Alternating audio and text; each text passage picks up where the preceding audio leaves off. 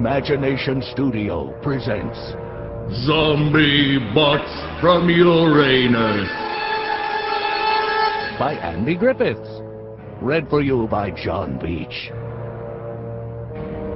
Zack Freeman skied down a steep, snow-covered slope on a crisp, sunny winter morning, completely unaware that he was about to be engulfed by a deadly crap-avalanche. Crap-avalanche! The very word struck fear into the hearts of even the bravest and most experienced skiers, but not Zack Freeman. This was not, however, because Zack Freeman was especially brave or experienced. Far from it. No, Zack Freeman was unafraid of crap-avalanches because Zack Freeman had no idea what a crap-avalanche was. There was an ear-splitting crack, an advance wave of nauseating stench. But incredibly, Zack Freeman was completely oblivious to even these telltale warning signs. He was too busy arguing with his butt. "Can we go home?" whined his butt. "I'm cold." "But this is fun," said Zack. "Fun for you, maybe," said his butt.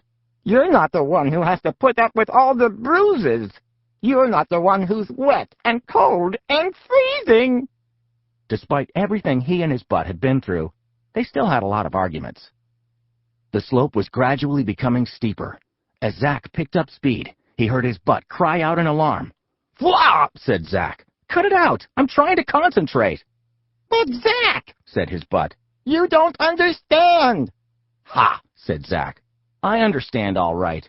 I understand that every time we do something I want to do, you try to wreck it. Well, it's really selfish, and it's got to—" "Shut up, Zack!" interrupted his butt. "Crap-avalanche!" "Crap a what?" said Zack. "Crap-avalanche!" "What's a crap-avalanche?" said Zack. But his butt didn't reply. It didn't need to. The snow underneath Zack was no longer white. It had turned an ominous shade of brown. All of the snow on the mountain had turned brown, and bearing down on him was the biggest, ugliest, and brownest crap-avalanche in the history of big, ugly, brown crap-avalanches. Suddenly Zack realized he had made a mistake. A big mistake. He wasn't skiing down a mountain. He was skiing down a butt-cano.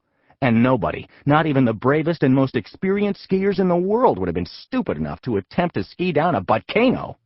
Nobody, that is, except Zack Freeman. Zack crouched low, tucked his head down, and went as fast as he dared. And then, faster still. "Not fast enough!" shouted his butt. Zack turned his head. The thunderous brown mass was gaining on them. "Maybe we could go faster if you would give me some help," said Zack. "I did save your life, you know. You owe me!" Zack's butt's only response was to scream. Zack felt the scream rip a hole through his thermal underwear and padded pants. Normally he would have been annoyed, but this time he just smiled. It was exactly what he needed. The force of the scream sent him surging forward, a long way ahead of the crap-avalanche. Zack heard his butt whoop with joy. "Good work!" yelled Zack as he dug his ski poles wildly into the brown muck in order to pick up even more speed. The more distance he could put between himself and the crap-avalanche, the better. But just when Zack was starting to feel safe again, he saw it. The end of the slope. The edge of a cliff face dropping away into a deep, dark ravine. "Reverse thrust!" Zack yelled. "Reverse thrust!" "I can't do that," said his butt. "It's impossible." Zack flew over the edge of the cliff and out into the thin air.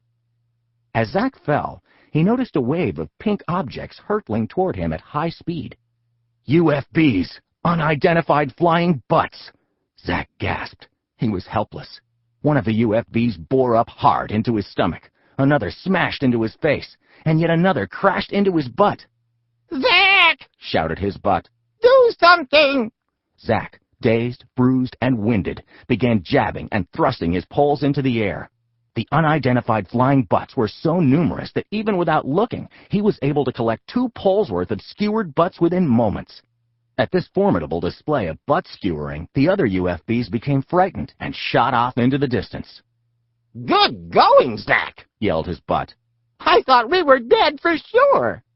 "We are," said Zack, who, looking down, had noticed they were about to plunge into a raging river. "Prepare to drown!" They plunged into the wild brown water with an almighty splash. He had to think fast. "What now?" said his butt. "We need to paddle to the edge of the river," said Zack. But it's too wide, his butt said. Why don't we jump onto that log? As if by magic, there was a large brown log floating beside them. Good idea, said Zack, reaching across and dragging himself onto the log. Zack stood up, riding the log like a surfboard. But the brown river was getting wilder and faster, and there was a roaring sound in the distance that chilled Zack to his butt. They were heading toward a giant sewage fall. Zack tried desperately to point the log toward the bank of the river, but the log seemed to have a mind of its own. That's when Zack realized the truth. It did have a mind of its own, because it wasn't a log at all. It was a poopigator. A poopigator masquerading as a log in order to trap unwary butt fighters. The poopigator lifted its large brown head out of the water, revealing enormous jaws full of large brown teeth, and twisted its neck around to chomp at Zack's legs. Zack jumped back. The poopigator chomped again. The situation was not good. In fact, it stank. It really stank. After everything he and his butt had been through together, after facing and defeating some of the most dangerous and terrifying butts in the world, including Stenchganter, the great unwiped butt, and the great white butt, they had been undone by a common crapalanche. The poopigator sailed over the edge of the sewage fall. Zack caught a glimpse of the jagged rocks below. There was only one thing left for him to do. Zack sighed, reached down for the fluffy pink toilet seat cover he carried on his butt-fighting utility belt, wrapped it around his head,